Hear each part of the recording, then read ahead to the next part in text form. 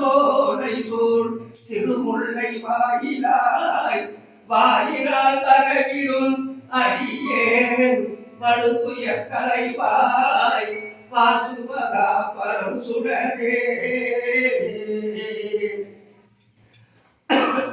பால் நிறைந்தூட்டும் தாயினும் சால பறிந்து நீ பாவியனுடைய ஊனிலை உருக்கி உள்ளொளி பெருக்கி உழப்பிலா ஆனந்தமாய தேனிலை சுரிந்து புறம் புறம் திரிந்த செல்வமே சிவபெருமானே யார் உன்னை தொடர்ந்து சிக்கென பிடித்தேன் எங்கெழுந்து அருள்வது இனியே கற்றவர் விழுங்கும் கற்பக கனியை கரையிலா கருணை மாக்கடலை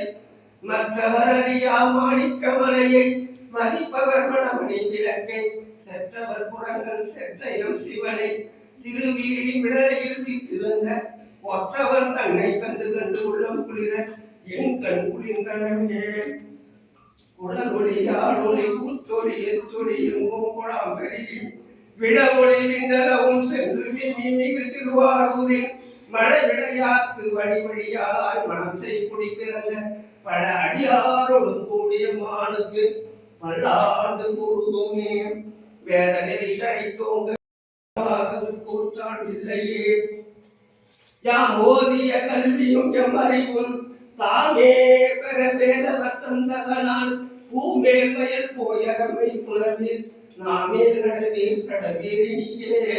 உருவாய் உருவாய் உலகாய் இருந்தாய் மறுவாய் மலராய் மணியாய் ஒளியாய் கருவாய் நீராய் கதியாய் விதியாய் உருவாய் வருவாய் அருள்வாய் புகழேர்